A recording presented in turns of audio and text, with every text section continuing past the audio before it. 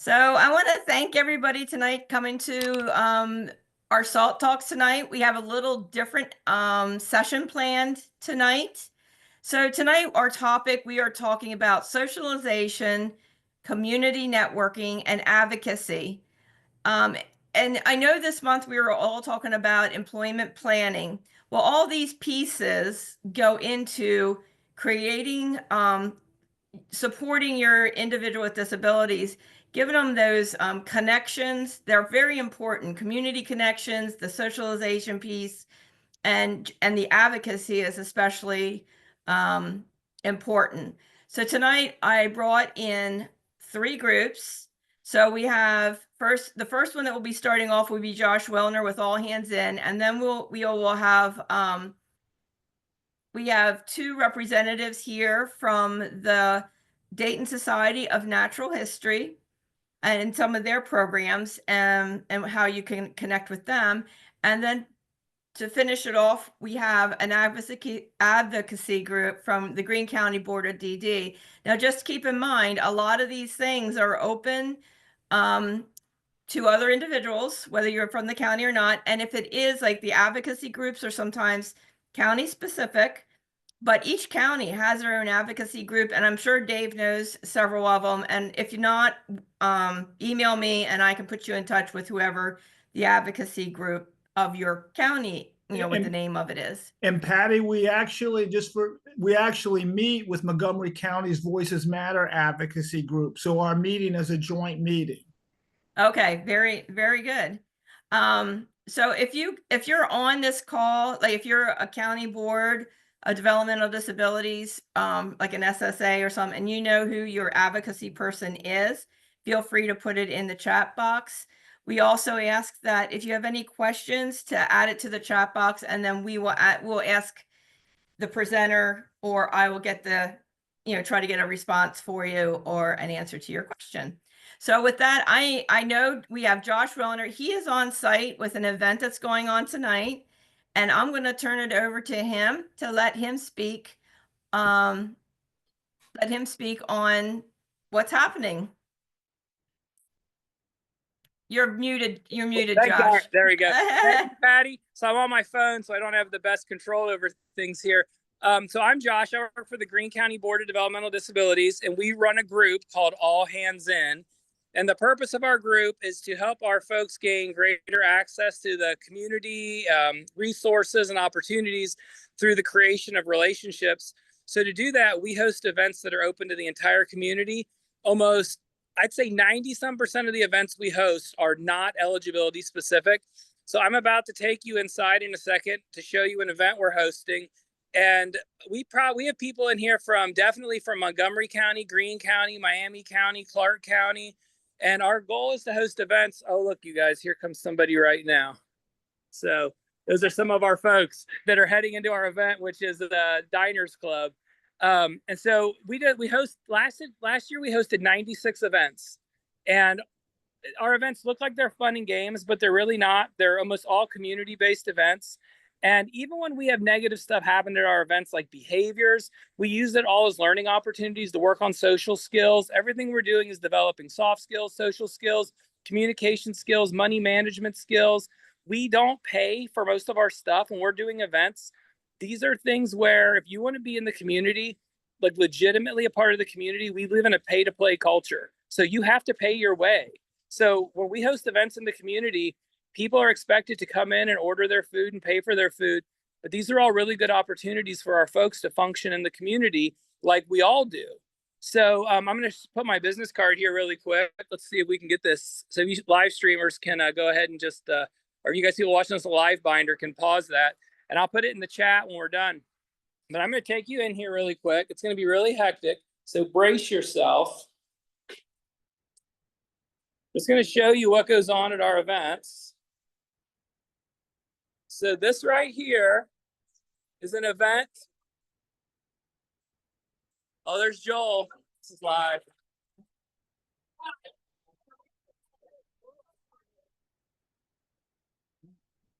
So you can see that's an event. It's called Diners Club. We do it every month. And we have probably on average 60 to 80 people that come to Diners Club now. We do karaoke every month. That one's pushing 100 people. And we do so many other events. But if anybody's interested in joining our community, all they have to do is shoot me an email, and then I can add you to our mailing list. We're rebuilding our mailing list right now because we're starting to do events that serve all the way from the early intervention population all the way to our senior citizens. So we're trying to not spam everybody to death. So we're asking for better demographics for age group information, so we can send more detailed invitations to our events. So I'm going to put my information in the chat, and if any of you want to talk to me after this, you can just feel free to call me or email me, and I'm glad to meet with you, talk with you, whatever you want to do. But that's it. I'm going to get out of here because I have to get back into Diners Club. So thank you for the opportunity, Patty. You're welcome. And again, he said it's open. He mentioned all the counties. It's something they want to try to incorporate so people get to know others, not just from their county, but surrounding areas. And that's what develops your network and your social base. Thank you. And you'll be putting in put your stuff in the chat. All right. Thank you, Josh. So if you have any questions, you can put them in the chat. I'll get them to Josh if he gets tied up or pulled, when he gets tied up or pulled away. I can get the questions and then he can email you directly. But we can try to answer any questions that you may have. I'm going to turn it over to, we have Jordan and Vicki are here from the Dayton Society of Natural History, and they're going to talk about some of their events or some of their activities and what they do there at the museum. Fantastic. So I'll turn it over to you, Vicki, or Okay. Jordan. I'm going to start us off, and then Okay. Jordan will go after me. So we're, like you said, we're from the Dayton Society of Natural History.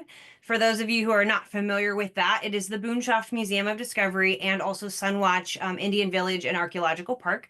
So I'm the director of education there, and Jordan is one of our education managers.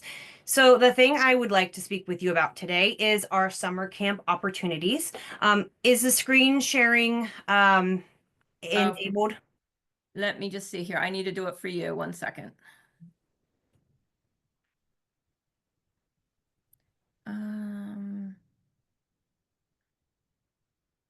You should be able to, wait, there we go. Oh, there we go. Okay, there we go.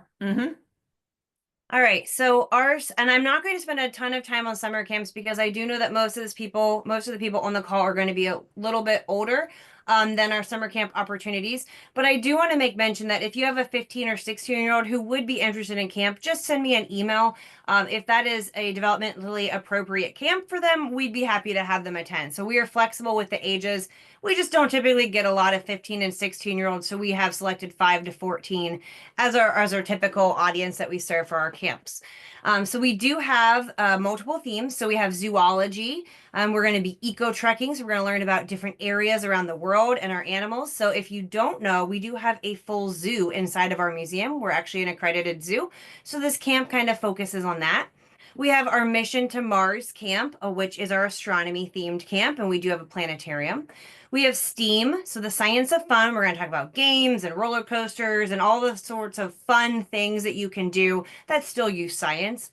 And then we also have ancient Egypt. So if you haven't been to the museum in a while, we have 1.8 million items in our collection. So we are actually a natural history museum as well. So we have this ancient Egypt camp for people who are interested in learning more about collections and items like that. And then we do have 1 week where we will be at Sunwatch, and that will be where we will be learning about indigenous cultures and also doing field work. So we'll be walking the prairies, maybe doing a river exploration, things like that. So our themes rotate through, and all of this is on our website, so you can actually see which week is going to be in which themes. And then if you want to see what an actual day looks like, you can see everything from the arrival all the way to the different camp activities and all the things that we would do. And you can use this website to see anything else that you're interested in, learn about registration, all of that good stuff. So that's kind of your 1,000-foot overview of camp. But I do know that a lot of people on here are going to be above that age, but there may be some 14-year-olds on here or some 15 and 16-year-olds who might be interested in camp. So I did want to mention that. Something else that we do is we provide programming at our museum. We provide normal public programs, which are included in admission. And then we also do provide out of school programming. And that is something that we have tried to put on days that people may not be in school. So President's Day, Memorial Day will probably have something. Spring breaks, we're going to have some different activities then. And Jordan will be able to touch base on that as well. But we do have some fun activities for all ages, and the themes do change throughout the different months of the year. And then Jordan is going to spend some time talking about our volunteer program, which is a great opportunity that will serve probably more people on this call than what the camps would. But I still wanted to take a few minutes to talk about camps.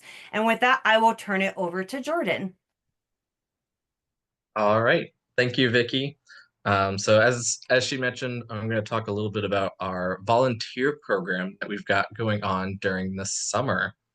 So this is actually going to be a fun program for us. This is going to be our 3rd year doing it. I started the program 3 years ago to help provide opportunities for families, kids, and students looking to, one, get some different goals set and to achieve those, whether or not they're in school or there's requirements for volunteer hours, whether it's looking to build and develop new skills that they can take with them to whatever they want to do next, new programs, new schools, or even into the workplace as well. So I'm going to go ahead and share my screen real quick. It worked for me on the first try. There we go. So this is our handout that we've got at the museum that we've been taking around for our summer teen volunteer program. Our 3rd year running this, we started the first time with just 14 students getting some hours during the summer. And then last year we had 30, which was incredible. And this year I'm hoping to keep that number going up. Again, the goal of this summer volunteer program is to provide opportunities to get hours, introduce them to the museum world. If there are anybody's interested in how a museum works, or learning about the zoo, or learning about astronomy or collections, our museum and our volunteer program is a great way to get introduced to all of those ideas and to build valuable skills. So whether it's hard skills or soft skills, we want to provide ways for all of these adolescents, ages 12 to 18, an opportunity to build techniques for museum education, public speaking, skills valuable for the workplace like teamwork and communication. And hopefully at the end, have a little bit of fun along the way. Every day when we have volunteers in, they're doing daily programming.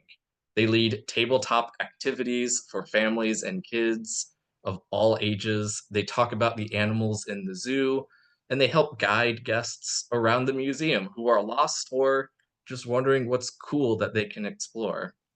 And we also help support that with daily exercises. So helping build those skills as a team before we head out into the museum for our day. On this handout, you can also see some of the general information on kind of how does it all work. So as I mentioned, this is for ages 12 to 18. Last year was 12 to 17, but we know some are kind of like right in that age where they're finishing up high school. So this kind of helps bridge that gap. And it takes place during the summer. For the months of June and July, it's about 10 weeks for this program. And every volunteer would work 1 shift per week. So every week they build in that routine, that set of skills, and working with the same fellow volunteers and supervisors to build a nice routine and schedule to develop and have a good fun time. Now, this year we are doing something a little bit different. We do see, as you can see on the screen, there's junior museum educators and junior camp assistants. I'm gonna kind of focus on the junior museum educator. That's our main role, the one that we've done for the last 2 years now. And is one where everybody will often start. So anybody who's interested, who's on this call, or knows somebody who would be interested, this is where they would jump in for the first time as a volunteer. But if they stay with us, more opportunities open up.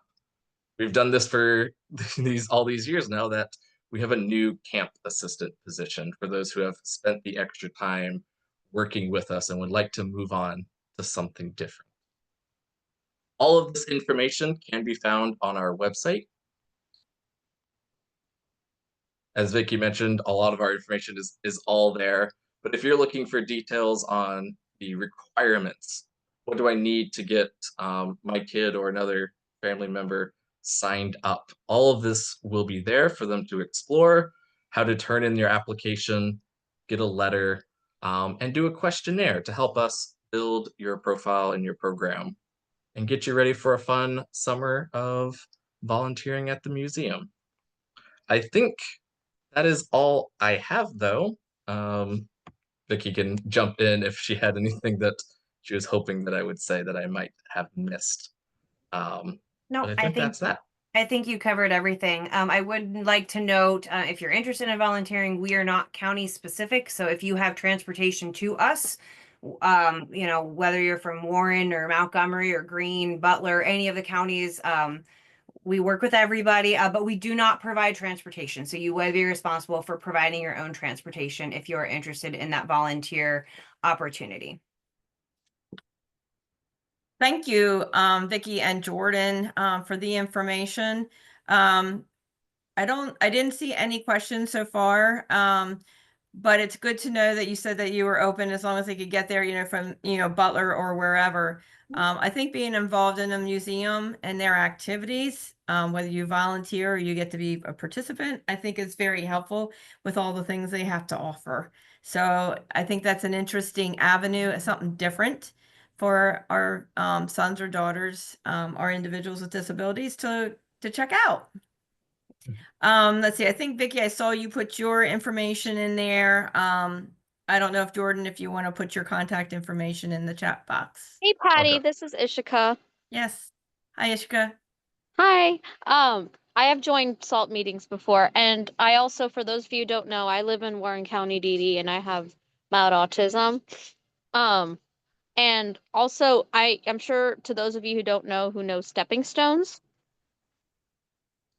Yeah, Yeah, we have I've been a part of yeah. Stepping Stones, which is in the Southwest area. So it'll be my second year doing it over the summer.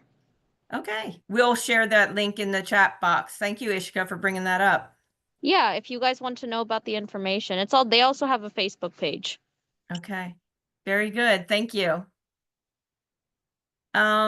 Dave, do you want me to, so we have Dave Gleason. He is part of the advocacy group out of Greene County, although they do overlap with some of Montgomery County. But like I had mentioned before, and I know Dave, you can make mention of if you know, but if anybody's on this call that knows of their advocacy group for their specific county, a contact information, feel free to put it in the chat box. But from what I can tell, each of the counties, most of them have an advocacy group. Yeah, they all Yeah. do.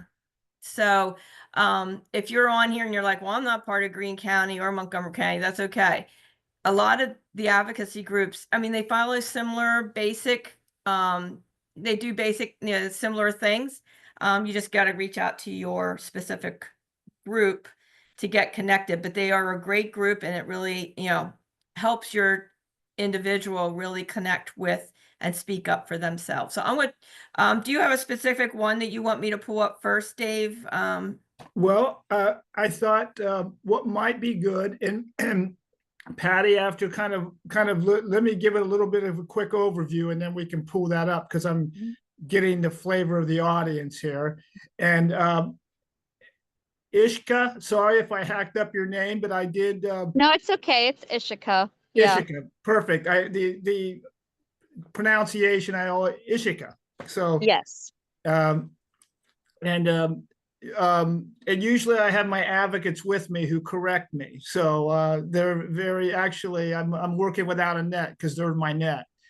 And Ishika just mentioned that at Warren County, she knows the advocate there. Every county board of developmental disabilities has an advocacy group.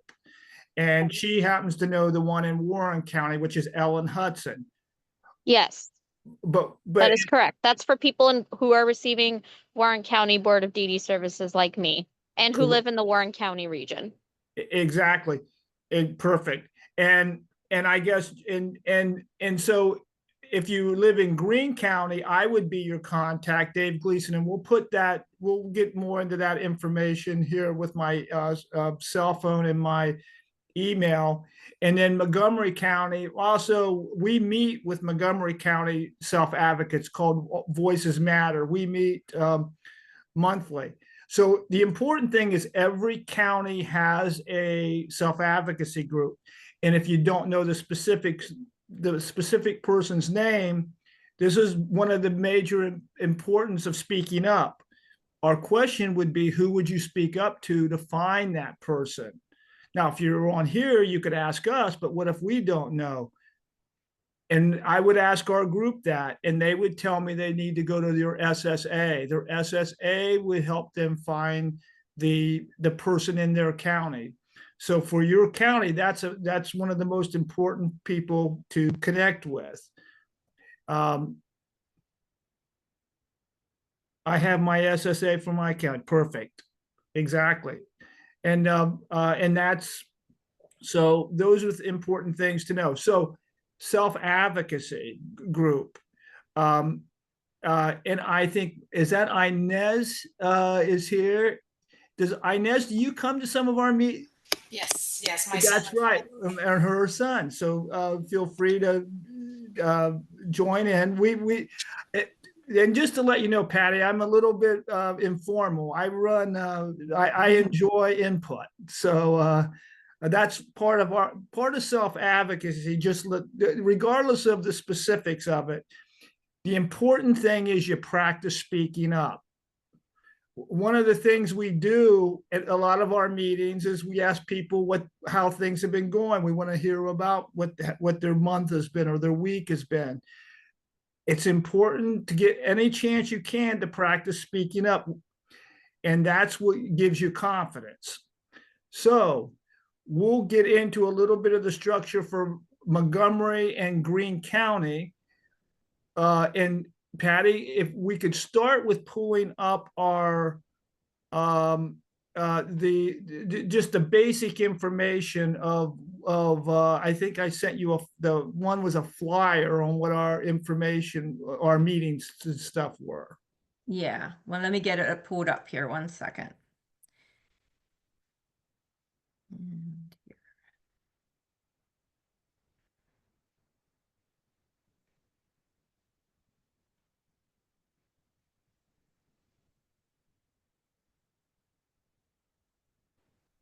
Is this the one, Dave, that you're looking, or the basic one? Oh, that's okay. There was one that I thought was like a flyer that talked about, yes, that's it.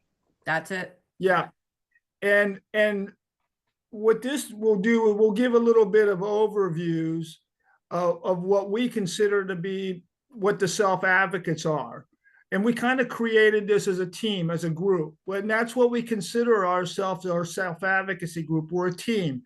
I'm the advisor, but we're all important. We're an advocacy team that we all have abilities and disabilities, and that's all of us. And what we do is we kind of work with each other to become better self-advocates. And really what that means is speaking up for ourselves. And for our group, it's mainly a group from Greene County Board of Developmental Disabilities. And almost everyone's connected to the Greene County Board of Developmental Disabilities. So usually you have an SSA, and usually you're 18 or over, even though we've had transition students come to our Zoom meetings. So we're not, most of our folks have been 18 and older, but we're not like, we're not checking IDs at we've never dealt with, we've never ever had limits to that, but usually they're 18 and older. The group has gotten, the group kind of,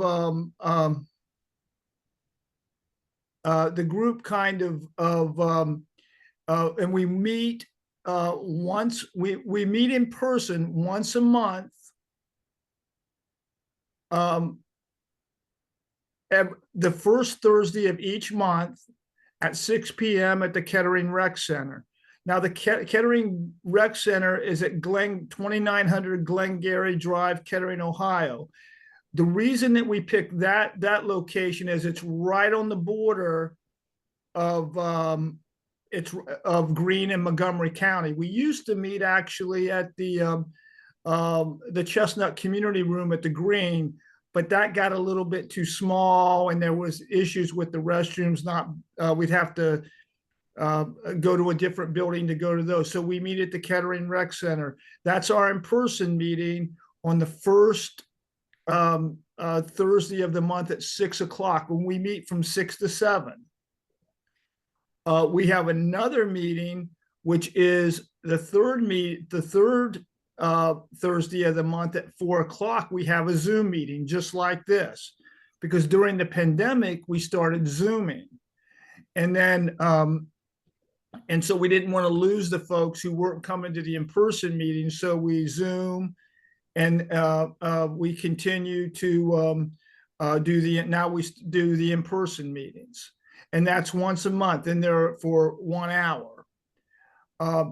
As part of the meetings, we do a handful of things. One of the things we do too, besides working on our speak up skills, is we actually meet with a group, one of our other group contacts, because what's important about self-advocacy is being in the community and meeting other community members, even within self-advocates.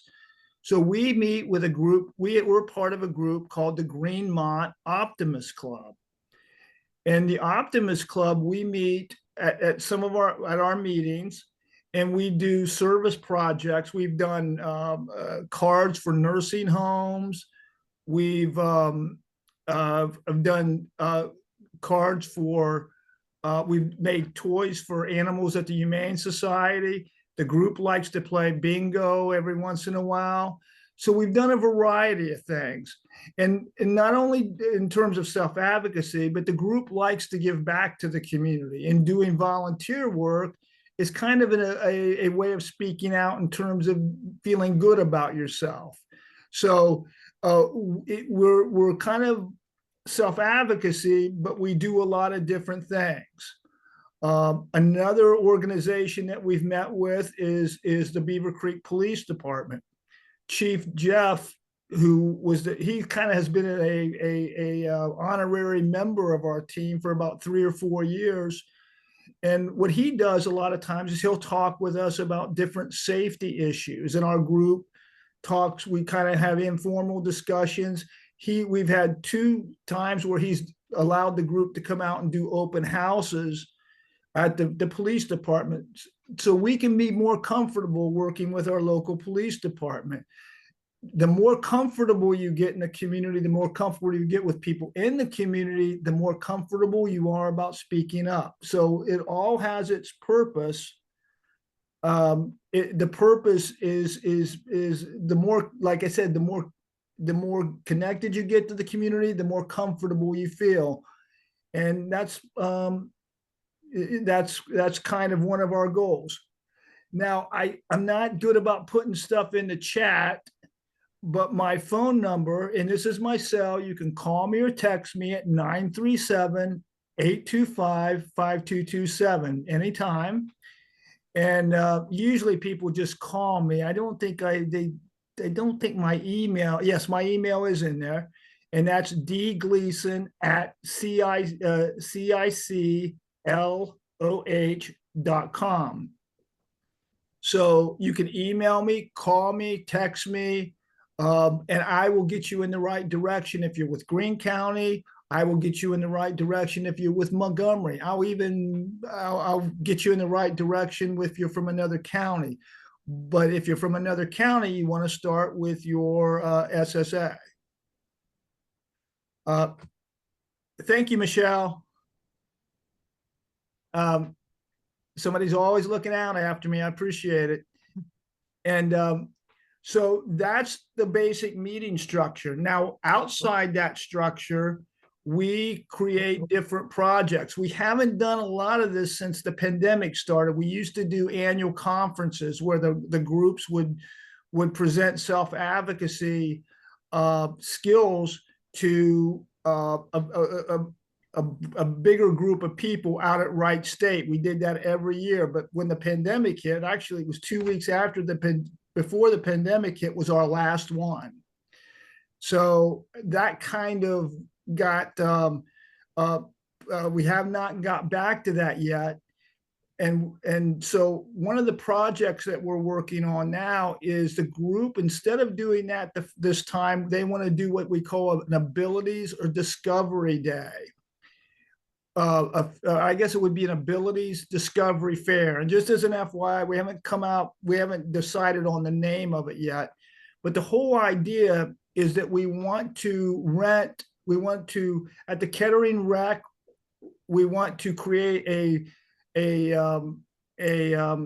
space where tables will set up with a lot of the different things that folks do. Like we have groups that are in cooking clubs. We would have self-advocates. We would have different day programs. We have people who go to cooking classes. We have people that go to fun fit programs to learn to exercise.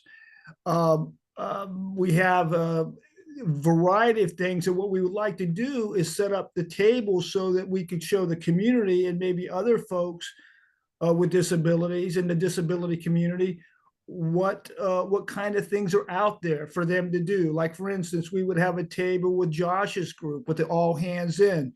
So sometimes speaking up, you got to know what to speak up about. And if you don't know what's out there, which is why it's so great what Patty's doing, if you don't know what to speak up about, well, speaking up doesn't do you much good. So having the knowledge, and that's what the group would like to do. Plus, they're very, very firm on wanting people to know that we all have disabilities, but we all have abilities too. And sometimes we need to make sure we give people a chance to express those. So that will be one of our goals. We're going to try to work on that for the fall. And we will keep Patty and the group and everybody posted on that. So that's kind of the overview of what I would consider to be our meetings. Does anybody have any questions on that or anything that I've said? I don't see any questions just yet, Dave, in the chat box. Good. Is this making sense, Patty? I'm not the greatest public speaker, but I'm kind of folksy, so it's You're doing fine. You're hitting all the targets, so that's good. And usually I have Jenny or I have somebody here with me to kind of help, so to keep me focused. We have a thing in self-advocacy at our meetings. If anything goes wrong, it's my fault. So that gives everybody the confidence to do whatever they need to do, because no matter what happens, they're going to blame me, which is usually the truth anyways, because they're usually bailing me out. As a matter of fact, just to let you know, part of how great the self-advocacy team is, back when we went under the pandemic, well, we weren't sure what we were going to do. And any of you, if you know me, know I'm the most computer unsavvy person you ever hope to meet. But one of our self-advocates, Annie, texted and she says, well, why don't we just Zoom? And so I asked her, what is Zoom? So she showed me so we ended up Zooming the whole time, even before a lot of groups were. And that was all because of one of the self-advocates. And that to me was exactly why we're put together. We want people to feel confident about speaking out. So what we will do now, which I think might be a good thing, is let's go through the PowerPoint and we'll just hit this kind of some of the main topics. Well, this one's interesting too. The group did something called What I Wish My SSA Knew. And this is kind of important because we did a presentation to the Greene County SSAs one time. And we haven't done in a while, and we did to Montgomery County. But part of the people, the most important people you have to speak up to is your SSAs. And you have to feel confident to do that. And what the other issue is, we need to where to speak up, and that's locations, at meetings, to call them. And Patty, maybe we should go to the basics. There's another presentation called The Basics of Self-Advocacy. That's it. And this is kind of what I call the meat and potatoes. This is what we actually did. We was our kind of outline of what we see as self-advocacy. But since we've done that so much, we've talked about it. We don't like to just talk about it. We like to live it. And so what I'll do is, normally they would be here to read this for you. So I will go over this a little bit just to kind of give you an idea. And the group put this together. It took us a long time to put this together. And this is what we used to present at our conferences. And everyone's Patty, if this can be useful to your group in any way, use it as much as you need. But what the group would start off with is that there are self-advocacy teams from Greene and Montgomery County. And one of their goals was to provide awareness and advocacy trainings for our peers in the community. One of the groups a few years back that we spoke to was the Beaver Creek Police Department. We actually did a disability awareness training for a group. And they still talk about that today. Part of being out in the community in general is awareness. The more we know about the community, the more comfortable we are. The more folks that might have disabilities are working with the community, guess what? The more comfortable they get. We all need to be comfortable. That's our goal. And that's why we have to be out there. And they have to know we have jobs, we play sports, we have family and friends, we have hobbies and other interests. We are a part of the 50 million people to report having disabilities. But most of all, the most important thing they say is we are people first. We all have disabilities. I do. I wear glasses. My hearing's not so good. So one of the things we talk about in terms of self-advocacy is speaking up about things in your life that are important to you, such as hobbies, where you want to live, when you need help, spending time with friends, when something is bothering you, what type of job you want, or things you want to eat. These are all basic things. And what you have to do is practice these things, because when you're in meetings, you get stressed and stuff like that. So what we teach people is make sure you're working on this before you get to the meetings. Everybody else comes in prepared. We need you prepared too. And sometimes you need to maybe meet with your SSA before you go into meetings. But if you do not tell people about these things, they will not know. So our goal, and that's why speaking up is so important. I love it when you guys do questions on here or when I see stuff, because that's all what we want. So we can head on to the next slide. How do we know what to speak up about?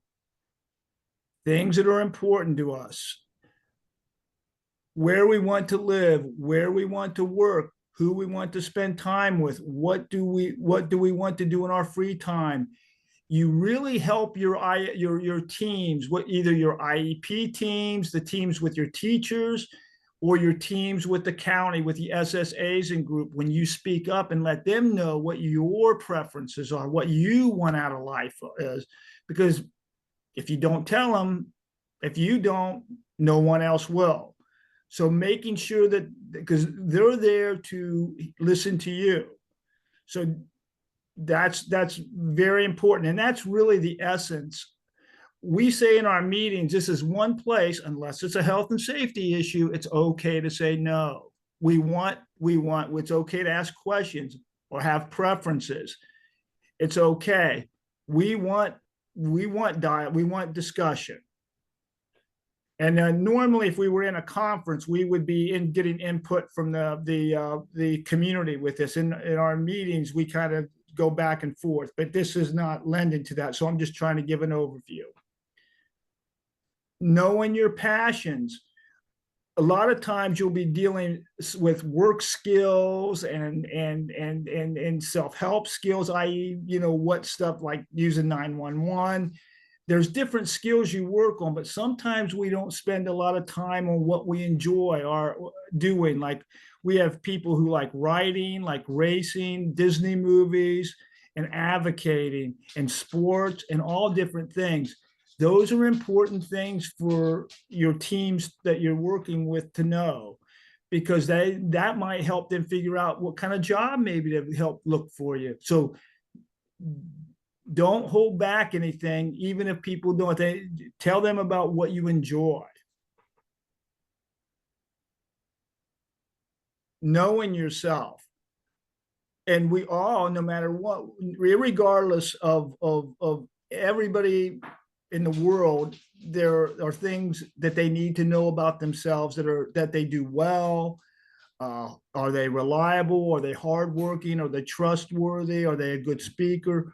All those are the kind of things when you go to meetings and stuff that those are the things that help people make decisions, and you can make decisions about what you want to do with your life as you get older. So having an idea of what you can do well sometimes can transfer to things you either need to work on to get better at, or that might be a good skill for you to get a job in. So the more you know about yourself, the more you can speak up about. Important people and pets. And we put pets in because pets are very important to our folks. They're family members. So, and why it's important to know important people is because you're going to have big decisions you're going to have to make. You need to know who you can go talk to. Family members, SSAs, friends, because, and so having an idea, those are the people that will help you through things. And when you're part of these groups, believe it or not, our groups become important people to each other, and they help them through difficult times. They have fun with each other. People will get up and tell them about some of the struggles they're having. So those are the things why it's important to be part of groups. Regardless of the groups you're part of, go be part of something that you enjoy, and they'll become important people to you. Rights and responsibilities. Sometimes we hear a lot about rights, about what people have the right to do and stuff, but we don't always hear about what your responsibilities are. So, because, for once, you have a right to speak up, but you also have the responsibility to listen to others. Like you guys are doing a great job listening. And my job is to speak up. So I hope I'm doing a good to average job speaking up. So we all have our roles, but one doesn't go without the other. And sometimes we spend way too much time on rights and not enough job on responsibilities. In self-advocacy, we think both are as equally important. All right, and we can go ahead with. Now, problem solving, and that's something that we all have to practice. For instance, for me, problem solving was getting to learn how to do Zoom. For instance, I work at home, so I have my wife who helps me do it. And sometimes I have to call what they call the IT or the computer guy at the main office to help me. So sometimes I can do my own problem solving, but other times I have to call an important person who can help me get it done. So that's the whole goal there. And so don't see that as a weakness. Don't think you're failing because you have to get help. Get help and practice your problem solving. I wouldn't have known how to Zoom if it wasn't for Annie and what we learned to do.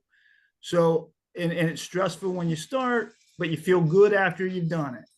So don't let problems get in your way. Do problem solving is what we like to say. Know your strengths and weaknesses. And that's important for your meetings, and that's important for your future. Everyone has strengths that they do well. And sometimes you have weaknesses that's not your strong suit. Everybody, with or without disabilities, we all can do things well. And there's things that we can't. And work on your strengths, know your weakness, or no, work on your weaknesses, but know your strengths. But the more you know about those things, that can help you in the future pick out what kind of job you want, what kind of living arrangement, what kind of help you're going to need. And it's okay to have weaknesses because everyone has them.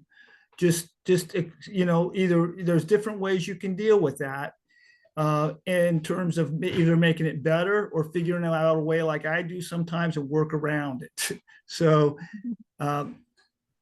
okay, so that's the strengths and weaknesses. How do I remember what to speak up about? Well, anybody that knows me knows I can't remember anything. Actually, I forget that I write it down. But writing things down, talking to people with your support person, if you can't write it down, have them write it down for you. Or always have a member of an important person with you, like usually I do, to help me remember. So that's the kind of stuff. So, but if you can do you can prepare for your meeting, but if you don't have it somewhere that you can pull it up at, you can't remember what to speak up about. So figure out a way that you can remember that, whether it's a picture, whatever it is, figure out your way.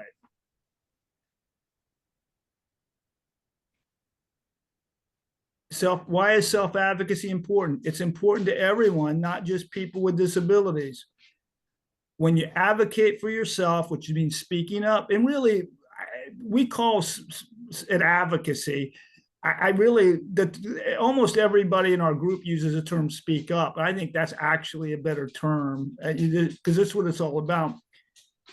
When you speak up for yourself, you're more likely to, one, be happier, feel good about yourself, reach your goals, and be more motivated to speak up about what's important to you. It can be stressful, but that's why you get part of groups, is because you practice, and you practice with people you're comfortable with, and then you speak up, and then it's more likely to get your needs met, and it also can prevent problems. So speaking up, I can't tell you how important it is. Well, we'll keep going with this. Yeah, okay. You want me to move forward, or? One of the things we like to say is learning to speak up can allow more good things to happen to you and less bad things. As simple as that. More good things usually happen to people to speak up, and less bad. That's about as clear as we can be.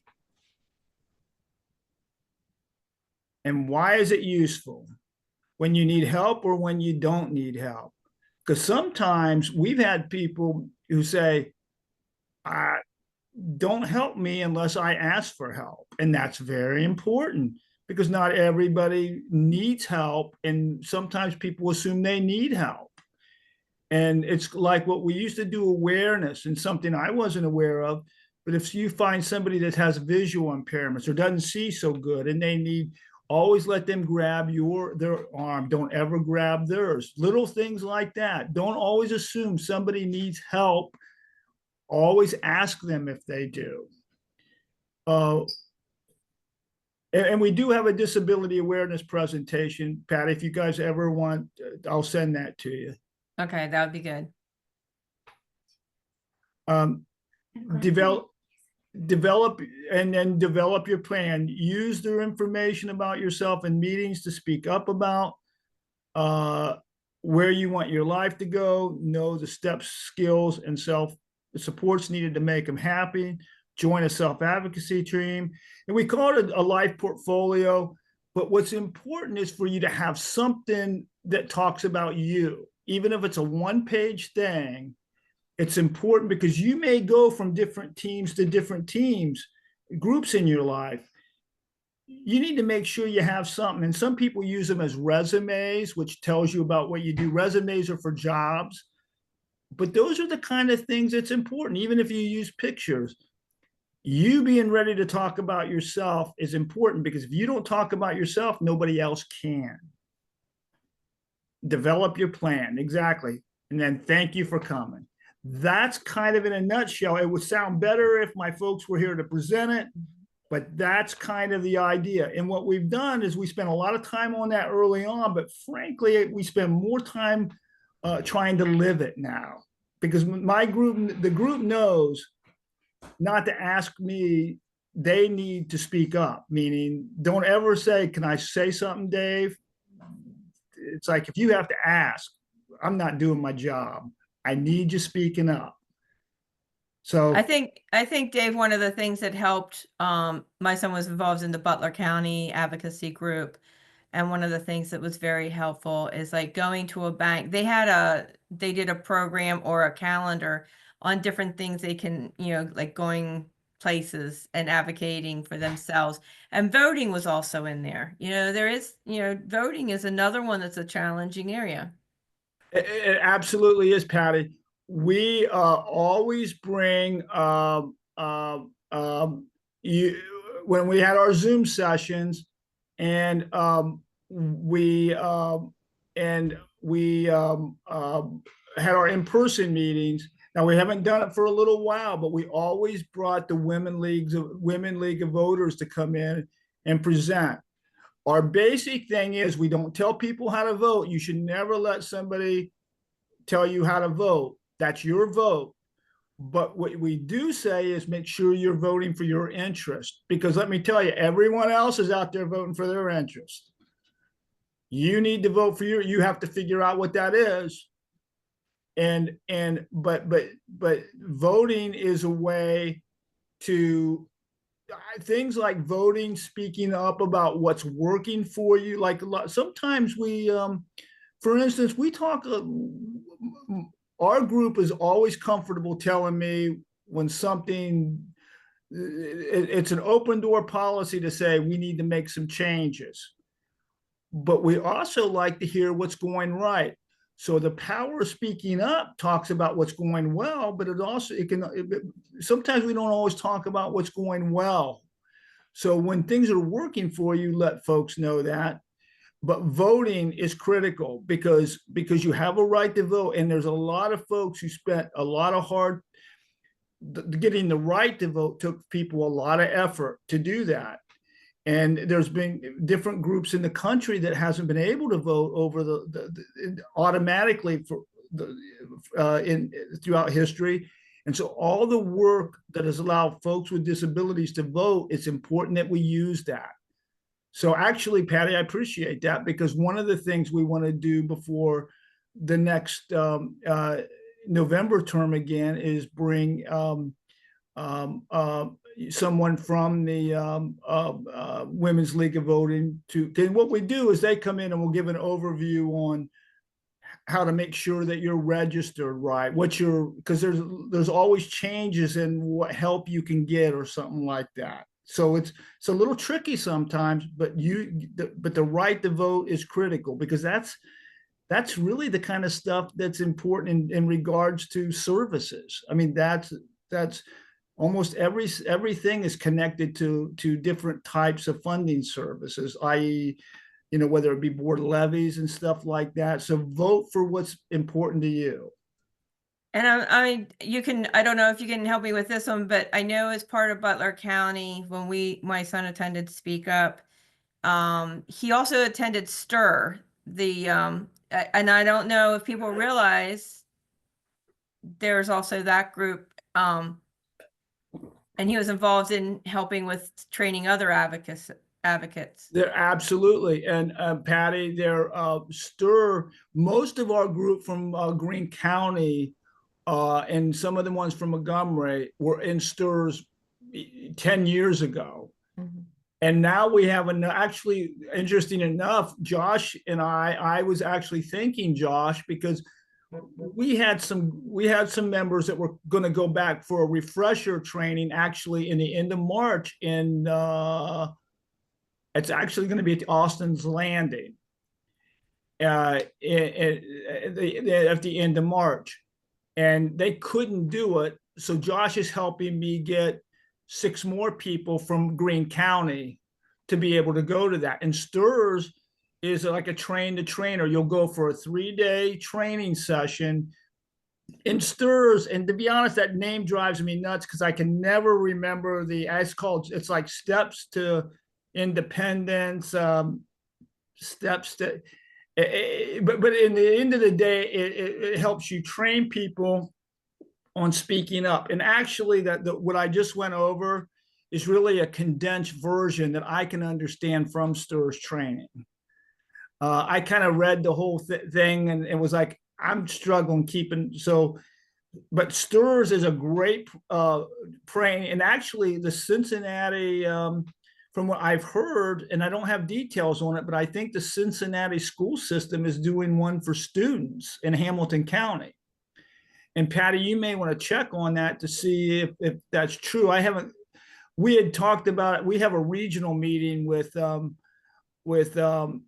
Southwest COG with, I believe it's Butler, Hamilton, and Warren, and Greene. Montgomery's not in that, and one other county, Claremont, I think, and that was mentioned there. They thought that was for adults, but actually the one in Austin Landing's for adults, but it's school age. There's going to have one in Hamilton County. I think the Cincinnati schools are putting it on. Yeah, I have to look. I believe Josh just sent me information on that, so I'll get that out. So I think I'm sorry, it stands for like, I think it was a steps towards independence and responsibility. Yeah. I think. It's I steps. just Google it. I just Google it. Oh, you Google it. Yes. Go ahead, Inez, do that again. That's what I like. There we go. I just go steps toward independence and responsibility. Perfect. It sounds great. It just That's doesn't good, flow yeah. off my mind. That's like I can put a couple of them together, but the whole thing I just haven't got memorized. I put the link there in the chat. So it's there for their website and people can look at it and read it. But yeah, it steps towards independence and responsibility. And that's really how all this got started. I was probably Patty, about 12 years ago, maybe 14 or 15. Because that's the other thing, everyone. Self-advocacy hasn't always been here.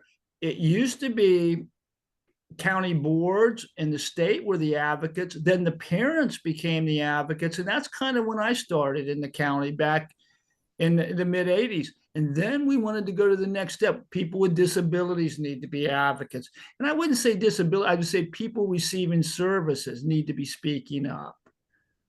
And we don't like the term disability. We all have that. What we like to use is the term abilities, self-advocates, and people receiving services. But usually if you're involved in self-advocates, we get involved in, it just usually is a whole series of things we get involved with. We have different, like we had the Ohio County Boards Association came to one of our meetings and talked, kind of went over a survey with us to get our input. Different things can happen. I couldn't outline them all here today, but groups will get you involved in things you never thought you would. Frankly, stuff I never thought we'd be involved in. And I think I'm probably taking up a little too much time, Patty. I'm sorry. You're fine. You did have that one presentation on. Now I do have it available in the Google Salt Drive. I put it up there for people to look at. But was there anything in what I wish my SSA, what I wish they knew? Is there anything in this one that you wanted to point out or? Well, I think I was using that more of an example of a presentation we did. Okay. And we also did the important thing about that, I think, and we can kind of go through it a little bit, is the group put this together themselves. And what they do, the idea is that was for the SSAs, because what we want, because what's important for advocacy groups is the SSAs need to hear from them directly as a group. And sometimes I just to let you know, I was the SSA assistant director, and I was the director for a little bit in Montgomery County before I retired and went to do this. So I'm a little familiar with it, but giving any chance for self-advocates to give their input to SSAs, because they change so much over time, sometimes it's important for them to know what you want out of your SSAs. And that was why we put this presentation together. And it kind of talks about what they expected SSAs to do. So it's all kind of basic, but it's kind of hard to simplify it. And that's what we did. And sometimes it's harder to simplify than to be complex. So, but this is the kind of stuff over the last 10 years since I've been involved in the Voices of Greene County and working with Voices Matter, we've been working on these kind of things. We also have a safety presentation that we worked with Beaver Creek Police Department. And we also have actually an interview question for job interviews that the group put together that we've done. So we've tried to just do things, and it kind of helps us as a group. And we've also been able to do some trainings for other people, and that all kind of, it got a little bit taken back during the pandemic, and we're hoping things can start kicking up a little bit in that area over the next few years. And I want to thank Patty for inviting me, because this has been fantastic. And my only disappointment was that none of our advocates could come. That would have made, but I'm so happy Inez was here, because I always like somebody here. It just makes me feel more comfortable. Now, Dave, I can only say wonderful things about you. Ian has been part of the Voice Matters since he was 16. So I know the age was 18, but you guys were so gracious, because I think the concept of advocacy should be exposed in an earlier stage. I think we have a tendency of thinking when you're 18, then you start thinking about, advocacy, to speak up for yourself. Well, I've been trying to,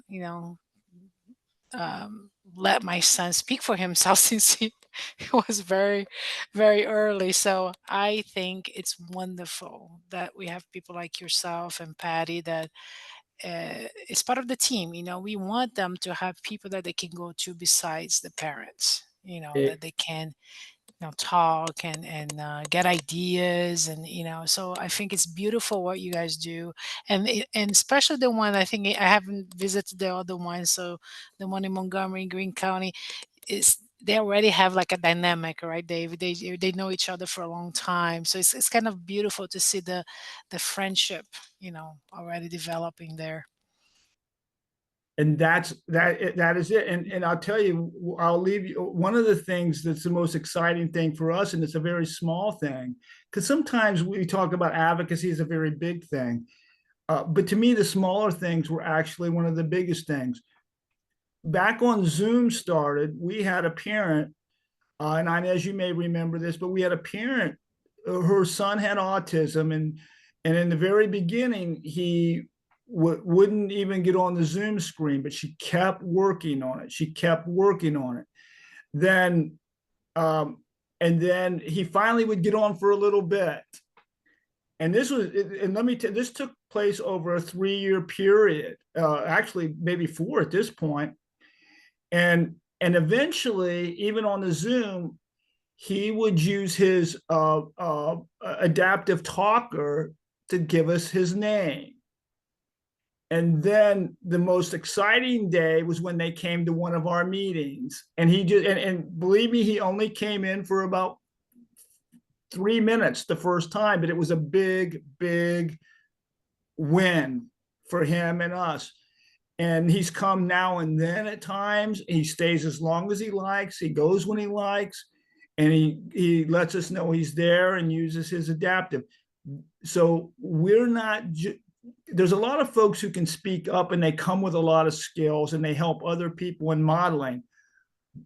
And that's what the group does. But we just want everybody to be more comfortable speaking up after being with the group. And Inez hit it right on the nail. The group is so welcoming that I think there's a certain comfort level that I've seen over the years that I know transpires into their lives.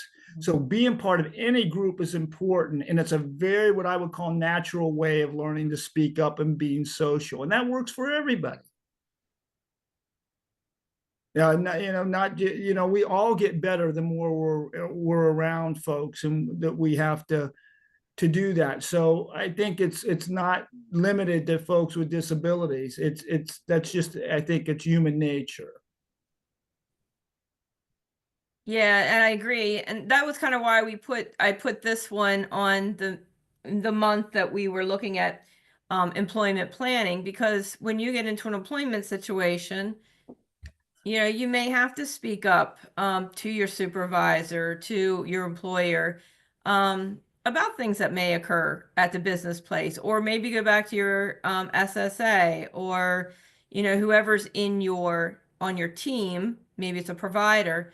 Speak up about maybe a situation or something. But it's a very important skill. I don't want to say skill, but it's a very important something to learn as you get older and you get out into the world.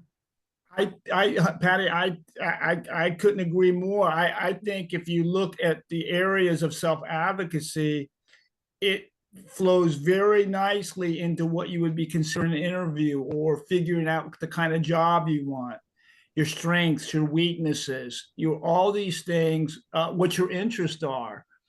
And all that can help your person helping you trying to find employment.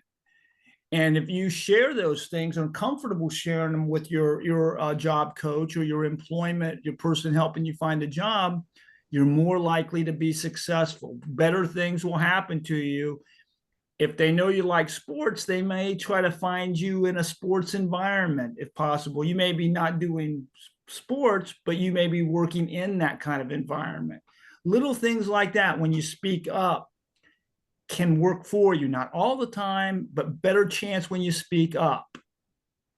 So I think it's a perfect match. Yeah. We had many good experiences, and then the exercises they did in the groups, like you mentioned, some of the exercises, just learning how to speak up. I mean, it was very helpful, all that building towards that independent living or employment stage. It was so I would encourage anybody who's on here, if you have an individual and you haven't been if you haven't tied yourselves into a advocacy group, I would reach out to your county board of developmental disabilities, your SSA, or whoever. And if you're not tied to a county board, I mean, we can certainly, you can reach out. You would just need to find what county you're on, reach out to your county board to see if you're eligible for services, and then go from there. But definitely reach out to your county board of a speak up or advocacy group that would be offered in your area. Exactly. And every county board has an SSA department. And just as a FYI, I was assuming the SSA term drives me nuts, but it's basically a service coordinator. It's your point person into the county boards if you have one assigned. If you don't, Patty was right. There's also, besides an SSA, which is really called a service and support coordinator, which I can't remember any more than SSA, but there's always an intake department. There should always be a number that you can call if you need to go through eligibility. And that links you in with the advocacy group. Yes, exactly. Stop the share here. Does anybody have any questions for Dave regarding anything about advocacy, or I see Vicki and I'm looking to see if Jordan's still on, but anything we talked about tonight. Does anybody have any additional questions? I have no question, but I have to make a comment because I came in late and I just saw the the end of the Boonshoft, and I wanted to tell you guys from the Boonshoft how amazing you guys are. My son, we had for many years the membership from Boonshoft, and to this day, I just love to go there because I just love you guys. I know, and it was the time when he was, he's little, and everybody was just so supportive and so amazing. So thank you so much for embracing our community and supporting us. As a mother, I mean, they knew my son by the first, by first name. We were so we visited so much that they knew us by, by first name. So I wanted to thank you because it is one of the places that we parents, I myself always say, hey, if there is a place you can feel, supported, it's Boonshoft. So just want to make this comment and say thank you so much for the journey, for being part of the journey. Thank you so Yeah. much. We really appreciate that feedback. And I really do appreciate that. And two other things to mention is our camps do have an inclusion specialist now. So that is something that we pride ourselves in as well. And then we did recently open a universal changing station. So if you have not been to see us in a while, we just continue adding more and more ways to become accessible because we really do want everybody to be able to access the Boonshoft Museum and the wonderful resources that we have. So thank you so much for that. I appreciate that comment and that feedback. Priceless, priceless. Oh, and I should mention Inez was one of our guest speakers at one of our Zoom sessions in terms of talking about different countries traveling. So you never know what you're going to get into with self-advocacy. All right.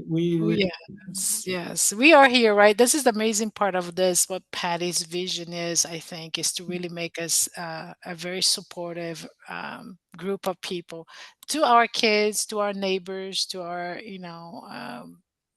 supporters. So I'm always here to support in any shape or form. Yes. Thank you, Inez. You're always a great support. With Saud, you've been around since your son was 8, I think. So it's been a number of years. So that's all, it's all good. And I think starting early is a very important step too. Most of you probably on here, maybe you have teenagers. If you know somebody that has a younger individual that was diagnosed, recently, maybe they're, 5, 6, 7, 8, whatever, they can, those parents can still attend SALT. I mean, we try to cover as much as possible so you can prepare yourself for that transition, because I don't think, even with all the preparing, I know as you're going through it right now, getting prepared for that transition from the school to the adulthood, and even with all these years, it's a lot of information. It is a challenging time. So the better prepared, the better it is, to make it through that. There was someone asked about tonight's recording. It takes a few days, but it will be available on our YouTube. We will have it out there. I'm going to stop the recording. So in case somebody wants to unmute, and doesn't want to be recorded, I will, I like to always give people a chance to open up and have a discussion or ask questions without having to type it if they would like. But I want to thank everybody who came to speak tonight. It's so helpful just to know who to reach out to in the community. And even if it's like, I know in different counties, there's like art clubs, there's music clubs, there's all these things, anything to reach out to get your child to connect. And then working with the advocacy groups in your area, it just helps give them that confidence that they need as they start going into that adulthood. So with that, let me 1 second while I close the recording.